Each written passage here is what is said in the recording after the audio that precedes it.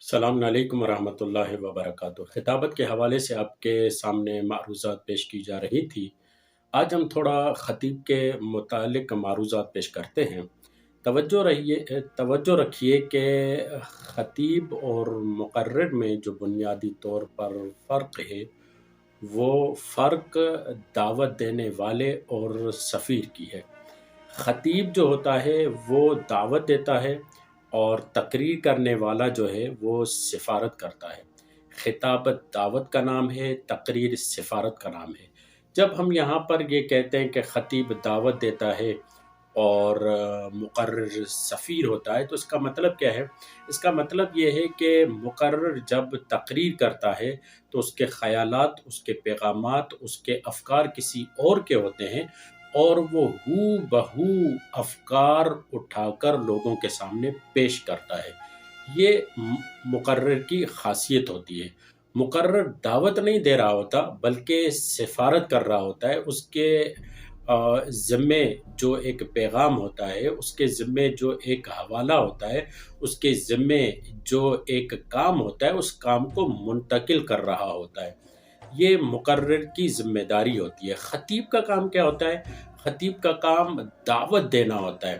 جب ہم یہاں پر یہ کہتے ہیں کہ خطیب کا کام دعوت دینا ہوتا ہے، تو اس کا مطلب کیا ہے؟ اس کا مطلب یہ ہے کہ افکار، نظریات، عقائد اور جتنے بھی معاملات ہیں، خطیب اپنی ذاتی فکر رکھتے ہوئے لوگوں کو اس فکر کی طرف دعوت دیتا ہے۔ اب یہاں پر شہید مطہری علی اللہ مقامہ فرماتے ہیں کہ خطیب دو تقسیموں میں یا دو طرزوں میں یا دو اسلوب میں تقسیم ہو سکتے ہیں۔ میں یہاں پر اس سے پہلے کہ شہید مطہری کی یہ بات بیان کریں، یاد رکھیے کہ خطابت اور تقریر فن ایک ہی ہے، دونوں میں یکسانی پائی جاتی ہے، دونوں کا کام زبان سے ہے، لیکن دونوں کے اظہار اور اسلوب میں اختلاف پایا جاتا ہے۔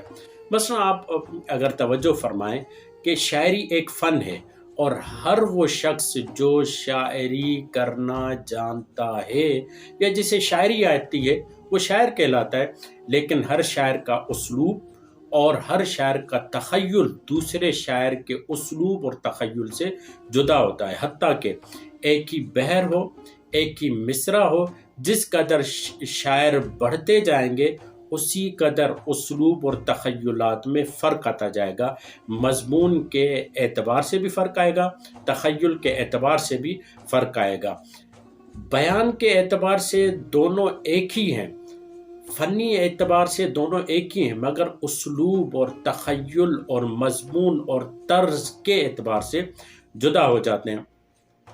دیکھیے، وہ مضمون اگر ایک ہی خیال ہو تو ہر شاعر کے الفاظ کا پہرن، حتیٰ کہ یہاں پر آپ توجہ فرمائیں، اگر ایک ہی شاعر ہو، نہیں، ایک ہی مضمون ہو یا ایک ہی خیال ہو اور مختلف شعراء کرام آ کر اس خیال کو بیان کریں، تو اس میں بھی اسلوب کی خوبصورتی یہ ہے کہ خیال تو ایک ہوگا مگر ہر شاعر کے الفاظ کا پیرہن مختلف ہوگا۔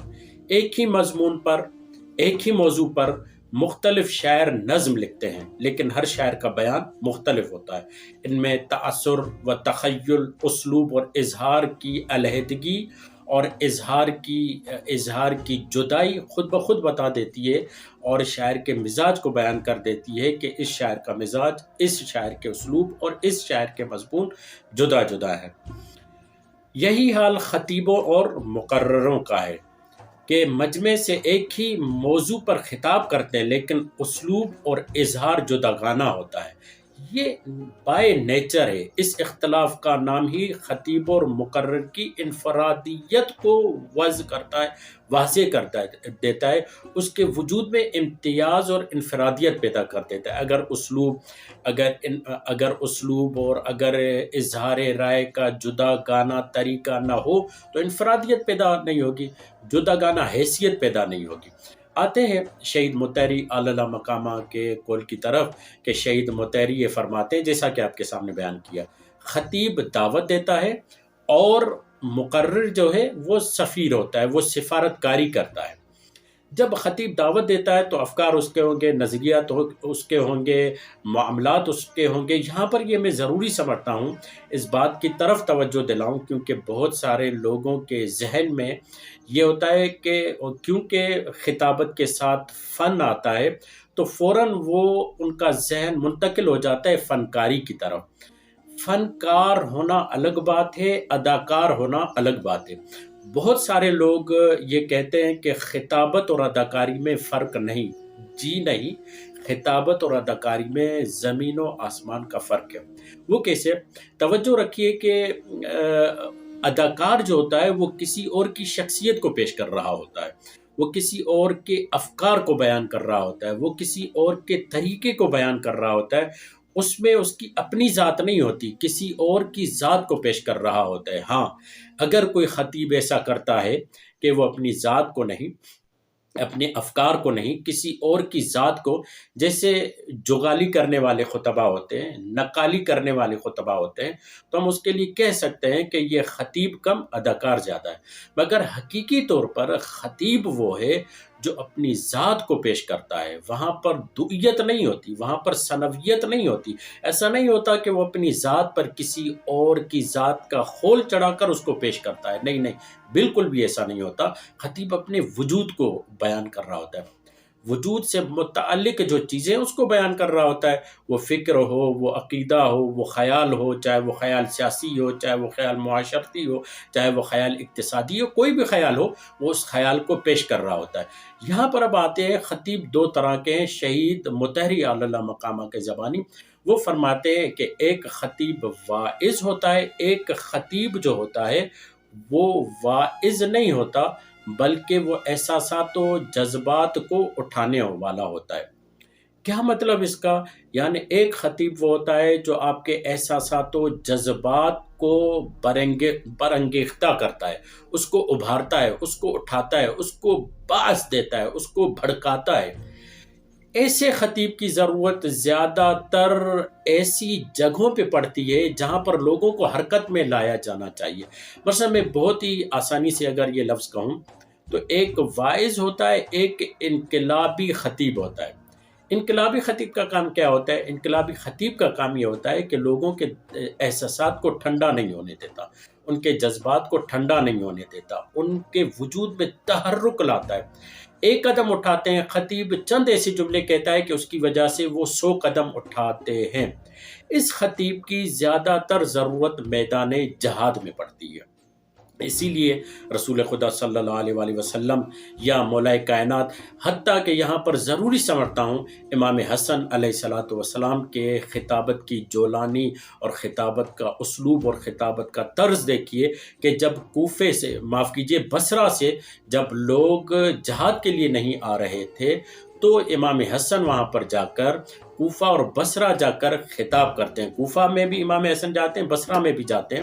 وہاں پر جب خطاب کرتے ہیں تو کئی لوگوں کو آمادہ کرتے ہیں، اور امام حسن کے خطاب کی وجہ سے 10,000 لوگوں کا مجمع بصرہ سے تیار ہو جاتا ہے امام علی کا ساتھ دینے کے لیے۔ تو ایک خطیب وہ ہوتا ہے جس کے ذریعے سے احساسات کو بھڑکایا جاتا ہے، اٹھایا جاتا ہے، تحرک پہ آمادہ کیا جاتا ہے، عمل پہ آمادہ کیا جاتا ہے، لوگوں کو جہاد کی طرف بلایا جاتا ہے، انقلابی شخصیت بنائی جاتی ہے، جس سے اس خطیب کا کام ہوتا ہے لوگوں سے کسل مندی، سستی، کائلی کو نکالے۔ اس کے لیے اسے جوش آور خطابت چاہیے۔ اب کبھی وہ کلمات میں جوش ہوتا ہے، کبھی وہ بیان ایسا ہوتا ہے کہ وہ خود بیان جوش والا ہوتا ہے، کلمات میں بیان دم بھر دیتا ہے کہ اس کے ذریعے سے شخصیات میں جوش آ جائے اور وہ ولولے اور ایک انگیزے کے ساتھ عمل کی طرح بڑھیں۔ دوسرا خطیب جو ہوتا ہے وہ واعظ ہوتا ہے۔ واعظ کیا کرتا ہے؟ شہید مطہری یہ فرماتے ہیں، وہ انسان کے احساسات کو مدھم کرتا ہے، وہ انسان کے نفسانی خواہشات کو ٹھنڈا کرتا ہے، ان کے سامنے وعظ پیش کرتا ہے، ان کے سامنے ایسے واقعات پیش کرتا ہے، ان کے سامنے ایسی آیتوں کو رکھتا ہے، ان کے سامنے ایسے بیانات کو رکھتا ہے جس سے وہ جو ایک بھڑکیلا وجود تھا، وہ جو ایک جذباتی وجود تھا، وہ جو ایک غصے والا وجود تھا، اس کو رام کیا جاتا ہے۔ تو یہ دو بڑے مختلف اسلوب بیان کیے جاتے ہیں خطابت کے حوالے سے۔ اس کے علاوہ اگر ہم روش بیان کریں، خطابت کی روش، ایک روش جیسا کہ ہم پیچھے بیان کر چکے ہیں، اگر آپ توجہ فرمائیں، وہاں پر ہم نے جزوی طور پر لابلۂ کلام یعنی معترضہ طور پر یہ بیان کر چکے ہیں کہ خطیب کا اسلوب یا خطابت کی روش کبھی مناظراتی ہوتی ہے، کبھی تبیینی ہوتی ہے، اس کو تبیین کرتا ہے، اس کے واقعے کو کھولتا ہے۔ کبھی یہ روش جو ہے وہ یادداشتی یا نقلی ہوتی ہے، وہ بالکل تقریباً وہ سفارت والا کام ہو جاتا ہے، مقرر والا کام ہوتا ہے کہ اس کا اپنا خیال نہیں، اس کا اپنا زاویہ نظر نہیں، اس کی اپنی سوچ نہیں، وہ ایک قول لے کر آتا ہے، ایک بیان لے کر آتا ہے، ایک تحریر لے کر آتا ہے، اس کو پڑھتا ہے۔ تو یہ روش جو ہے، وہ روش جو ہے یادداشتی، جسے ہم یادداشت کہتے ہیں ڈائری کو، ڈائری کی طرح یادداشتی یا نقلی ہو جاتی۔ ایک اور روش ہے جسے ہم تحلیلی و تجزیاتی کہہ رہے ہیں۔ تبیینی اور تحلیل میں فرق ہے، وہ آگے ہم چل کے آپ کو بیان کریں گے۔ ایک روش جسے ابھی ہم نے آپ کے سامنے بیان کیا، نصیحت اور وعظ والی روش، اور اس کے علاوہ ایک روش ہے واقعاتی روش۔ میں میرے سامنے جب یہ لفظ میں کہہ رہا ہوں کہ واقعاتی روش رکھنے والے خطبہ، تو 3-4 نام میرے سامنے آ رہے ہیں۔ جب وہ واقعہ پیش کرتے ہیں اور اس واقعے کی تحلیل و تجزیہ اور اس کی جو تبیین کرتے ہیں، وہ بہت ہی عمدہ بیان کرتے ہیں۔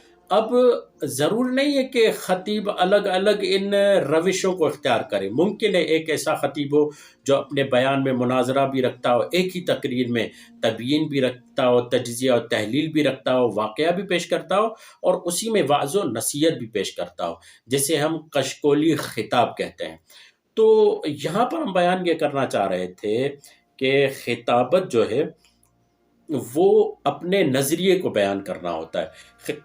خطابت کا جو طریقہ کار ہے، خطابت دعوت دیتی ہے، خطابت کے ذریعے دعوت دی جاتی ہے اور تقریر کے ذریعے سفارت کی جاتی ہے۔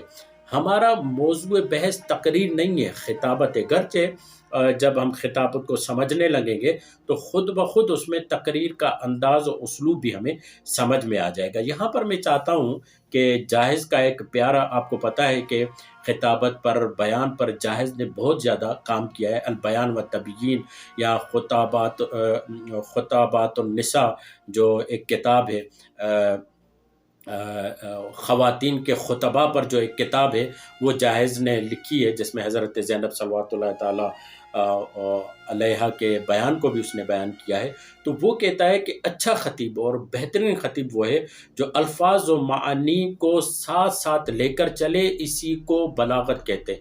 بہت سارے خطیب مبہم ہوتے ہیں، اور بہت سارے خطیب پتہ نہیں کہاں کھوئے ہوتے ہیں، وہ لفظ ڈھونڈ رہا ہوتا ہے اور اسی کے ساتھ لفظ کو معنی دے رہا ہوتا ہے۔ تو ایسا نہیں ہونا چاہیے۔ الفاظ معنی کے ساتھ جب خطیب کے ساتھ سفر کرتے ہیں تو یہ بلاغت کہلاتی ہے۔ مزید ہم آپ کے سامنے اور معروضات پیش کرنے جا رہے ہیں۔ توجہ فرمائیے کہ ہم یہاں پر خطیب کے لیے ایک اخلاقی ضابطہ بیان کر رہے ہیں، جس کے تحت خطیب میں انفرادیت بھی آئے گی، خطیب کی مقبولیت بھی ہوگی، اور وہ خطیب بنسبت دیگر لوگوں میں مقبول بھی ہوگا۔ توجہ فرمائیے کہ خطیب کی سیرت، جیسے اس کا بیان، اس کا انداز، اس کا اسلوب اور خطبہ سے اسے ممتاز بنا دیتا ہے، اسی طریقے سے خطیب کی سیرت بھی بہت اہم کردار رکھتی ہے۔ خطیب کی سیرت بھی اسے اور خطبہ سے منفرد رکھتی ہے۔ اگر ایک خطیب یا مقرر داغدار سیرت رکھتا ہو یا اخلاق سے معرہ ہو تو وہ کامیاب مقرر و خطیب نہیں ہو سکتا، اور جو اس کی لسانی قوت اور خطابت اور تقریر ہے وہ لوگوں پر اتنا اثر انداز نہیں ہوتی۔ خطابت کی اصل بنیاد خطیب کی سیرت ہے۔ اگر ایک خطیب کے دامن پر کوئی دھبا یا وہ اخلاق کی ابدی قدروں میں سے کسی ایک قدر سے محروم ہو تو وہ عزت مند نہیں ہو سکتا، اور ایک خطیب کے لیے عزت مند ہی قبول عامہ کی اساس ہے۔ عزت مند خطیب، معزز خطیب کے لیے گویا کہ تقریباً یہ انشورنس ہو جاتا ہے کہ وہ لوگوں کے درمیان مقبول ہوگا۔ توجہ فرمائی، اس اعتبار سے خطابت ایک خاردار وادی کی طرح ہے جس سے صحت مند قدم ہی گزر سکتے ہیں۔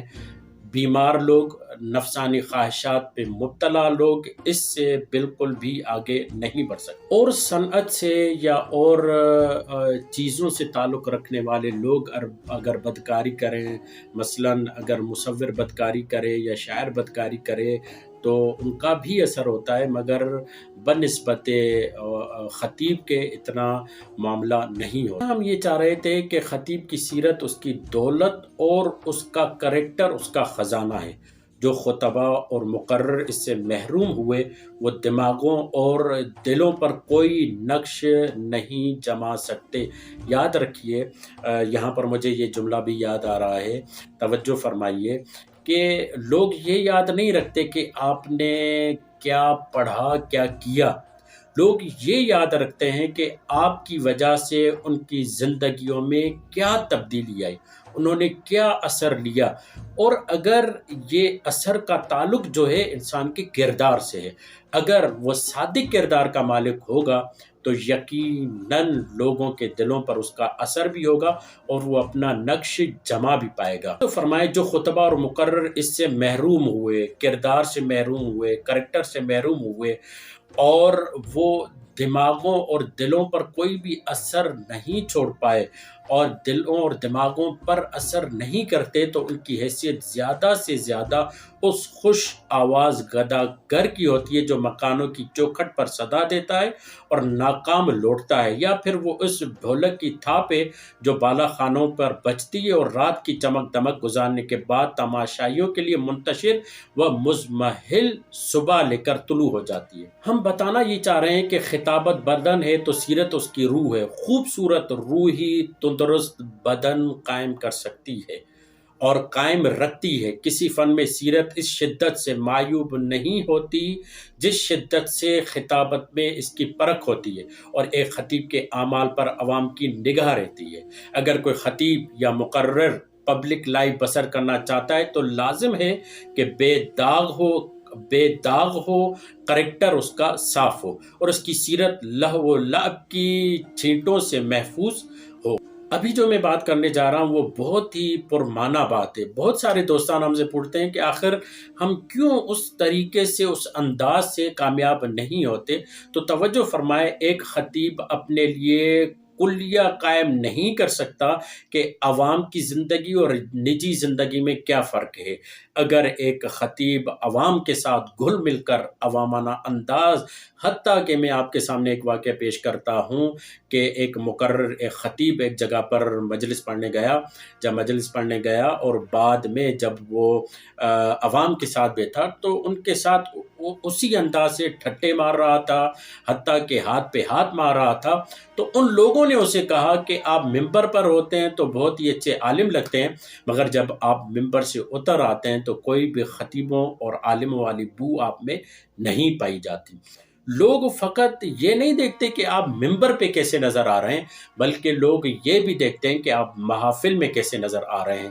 ایک جگہ پر ہم گئے تھے تو وہاں پر جب مجالس کے بعد ہم وہاں پر بیٹھے تو سوالات و جوابات کا سلسلہ رہا، تو وہاں پر یہ شکایت رہی کہ اکثر ہم خطباء اور علماء کو دیکھتے ہیں جب وہ ذاتی محفل میں آ کر بیٹھتے ہیں تو صرف لطیفے اور ٹھٹے بیان کرتے ہیں، علمی بیان نہیں ہوتا۔ اگر وہ سوال بھی کیا جاتا ہے تو آئیں بائیں شائیں کر دیتے ہیں۔ تو توجہ رکھیے کہ اب میں اخلاقی ضابطہ خطیبوں کے لیے نکاتی اعتبار سے پیش کرتا ہوں، آگے چل کر شاید اس کی وضاحت آئے اور ایک ایک لفظ کو ہم بیان کریں، گرچہ میں سمجھتا ہوں کہ شاید بیان کرنے کی ضرورت نہ ہو، کیونکہ ہمارے جو سامعین اور ہمارے جو مستمعین ہیں وہ ایسے ہیں جو ان مطالب تک خود پہنچ سکتے ہیں۔ ایک خطیب میں یہ ذیل اوصاف ہونا ضروری ہیں، ان کے امتزاج ہی سے اس کی شخصیت استوار ہوگی، یعنی اعتدال ہونا چاہیے ان خصوصیات میں جو ابھی میں بیان کرنے جا رہا ہوں۔ سب سے پہلی بات یہ کہ بے ریا کردار ہونا چاہیے، جسے ہم یہاں پر فارسی زبان میں کہتے ہیں صادقانہ کردار ہونا چاہیے۔ اس میں کوئی دوئی نہیں ہونی چاہیے، کوئی ثنویت نہیں ہونی چاہیے، کوئی یعنی دو روئی نہیں ہونی چاہیے، جسے ہم منافقت کہتے ہیں، وہ نہیں ہونی چاہیے، نمبر ایک۔ نمبر دو، بلند نصب العین ہو۔ بہت سارے لوگ اپنے آپ کو پہنچاتے ہیں، بہت سارے لوگ اپنے مقصد کو پہنچاتے ہیں، جس کی تبلیغ کرتے ہیں اس کو پہنچاتے ہیں۔ نمبر تین، اخلاص فی العمل ہو۔ وہاں پر جو ہم نے کہا بے ریا کردار ہو اور اخلاص فی العمل، ان دونوں میں ایک باریک سا فرق ہے۔ باریک یہ ہے کہ اخلاص فی العمل یعنی خود خدا کے لیے عمل کو انجام دے رہا ہو، مگر بے ریا کردار کا مطلب یہ ہے کہ جب لوگوں سے ملے، جب لوگوں کے ساتھ اس کے معاملات ہوں تو اس میں ریاکاری نہ ہو، اس میں اخلاص ہو، اس میں جب ملاقات کرے تو اس میں صادق پن نظر آئے اور ہر ایک کے ساتھ سچے طریقے سے رہے۔ نمبر چار، اس کو آپ یوں بھی کہہ سکتے ہیں کہ صداقت شعاری ہو۔ بے ریا کردار اور صداقت شعاری یہ تقریباً ملتے جلتے معاملات ہوں۔ شخصی وجاہت ہو۔ بہت سارے لوگ اس بات کی طرف توجہ نہیں کرتے، معاف کیجیے گا، میں یہاں پر مثال دیتے ہوئے مجھے ایک خجالت بھی محسوس ہو رہی ہے۔ اکثر ہم نے دیکھا ہے، اب پتہ نہیں منطقہ علاقہ مشخص کروں یا نہ کروں، بہت ساری جگہوں پر خطبہ جب خطابت کر رہے ہوتے ہیں تو ان کے شلوار کا ناڑا نظر آ رہا ہوتا ہے، ان میں کوئی اچھی بات نہیں ہوتی، یعنی مرتب و منظم انداز سے شخصی وجاہت ہونی چاہیے۔ شخصی وجاہت کیسے آتی ہے؟ لباس کے ذریعے آتی ہے، آپ کے گفتگو کے ذریعے آتی ہے، آپ کے اسلوب کے ذریعے آتی ہے، الفاظ کے چناؤ میں آتی ہے۔ اور نمبر 6 یہ کہ باخبر ذہن ہو، یعنی وہ حالات حاضرہ سے اپڈیٹ ہو۔ اور نمبر 7، اس کے اشارات بہت ہی معنی رکھتے ہیں، جسے ہم یعنی کہ روانی اور ادبی زبان میں نستعلیق اشارات کہتے ہیں۔ مبہم اشارات نہ ہو، واضح ہوں اور کلام کے مطابق ہوں۔ چاند کہتا ہے تو وہ چاند والا اشارہ کہنا چاہیے، اگر آسمان کہتا ہے تو زمین کی طرف اشارہ نہیں کرنا چاہیے، آسمان ہی کی طرف اشارہ کرنا چاہیے۔ اور نمبر 8، طلاقت لسانی ہو۔ طلاقت لسانی یعنی زبان میں اور بیان میں روانی ہو اور بڑی آسانی کے ساتھ اس کو آگے لے جائے۔ نمبر 9، بے عیب آواز ہو۔ نمبر 9، بے عیب آواز ہو۔ اب بے عیب آواز کیسے ہوتی ہے وہ آگے چل کر ہم آپ کے سامنے بیان کرتے ہیں۔ بہت سارے لوگوں کی آواز جو ہوتی ہے، بہت سارے لوگوں کے آواز میں وہ معاملات ہوتے ہیں۔ بے عیب آواز ہو یعنی گھٹی ہوئی آواز نہیں ہو، اس میں جیسے چنے جب چبائے جاتے ہیں اس کی طرح اس کی آواز نہ ہو، وہ اپنی آواز کو صاف ستھرا اور واضح کر سکتا ہے۔ توجہ رکھیے گا کہ طلاقت لسانی اور بے عیب آواز یہ دونوں مل کر ایک سحر انگیز ماحول پیدا کر دیتے ہیں۔ نمبر 10، صحیح تلفظ ہو۔ یاد رکھیے، توجہ رکھیے، صحیح تلفظ ہو، اور صحیح تلفظ کے لیے الفاظ کا چناؤ بہترین ہونا چاہیے۔ توجہ فرمائیے کہ الفاظ خیالات کا لباس ہے، آپ کیسا لباس پہناتے ہیں یہ آپ پر منحصر کرتا ہے۔ آپ کیسا لباس پہناتے ہیں یہ آپ پر انحصار کرتا ہے۔ توجہ رکھیے، الفاظ خیالات کا لباس ہیں، آپ تلفظ کے ذریعے، الفاظ کے ذریعے خیالات کو کیسا لباس پہناتے ہیں یہ آپ پر ہے۔ نمبر 11، حاضر جوابی ہو۔ اب یہ جو ہم بیان کر رہے ہیں، ضرور نہیں کہ ہر خطیب میں حاضر جوابی ہو، مگر تجربے کے ساتھ وہ حاضر بیانی اس کے وجود میں آ جاتی ہے۔ نمبر 12، برجستہ گوئی ہو۔ نمبر 13، موقع شناسی ہو۔ نمبر 14، مقصد میں وحدت ہو، انتشار و اختلاف نہ ہو۔ نمبر 15، ہمدردی و پامردی ہو، لوگوں کے ساتھ دلسوز ہو۔ نمبر 16، مجمع کی نفسیات سے آگاہی ہو۔ نمبر 17، فہم عامہ و مہارت تامہ ہو۔ نمبر 18، مطالعے کی چٹک، اور نمبر 19، مشاہدے کی لگن۔ یہ تمام چیزیں اس خطیب کو زندگی عطا کریں گی۔ توجہ فرمائیے کہ جب مشاہدے کی لگن کی بات کرتے ہیں اور لوگوں کے سامنے بیان کی بات کرتے ہیں تو تجرباتی خطیب و مشاہداتی خطیب جو ہوتا ہے وہ اس لیے کامیاب ہوتا ہے کہ وہ اپنے مشاہدے کے ذریعے سے اور گہری نظر کے ذریعے سے لوگوں کے قریب ہو جاتا ہے۔ یاد رکھیے، بغیر مطالعے کے خطیب ایسے ہے جیسے بدن بغیر غذا کہ اور وہ بھوکا ہو۔ جب انسان بھوکا ہو تو وہ صحیح طور پر بیان نہیں کر سکتا۔ زبان خطیب کے لیے ایسے جیسے انسان کے لیے سانس ہوا کرتی ہے۔ یہ آخر میں چند ٹکڑے اور چند جملے آپ کو بیان کرتا ہوں۔ خطیب کے لیے ریڑھ کی ہڈی ہے تاریخ کا مطالعہ۔ توجہ فرمائیے کہ خطیب کے لیے ریڑھ کی ہڈی ہے تاریخ کا مطالعہ۔ بات و خیالات میں وزن بڑھ جاتا ہے اگر انسان تاریخ کا مطالعہ رکھتا ہو۔ منطق و فلسفے سے زبان کی گرہ کھلتی ہے، مطلب کو بیان کرنے اور اسلوب کو نکھارنے میں آسانی ہوتی ہے۔ انشاءاللہ الرحمن توقع رکھتا ہوں کہ آپ آج کے اس بیان سے کافی مطالب کو حاصل کر لیے ہوں گے۔ جزاکم اللہ خیر۔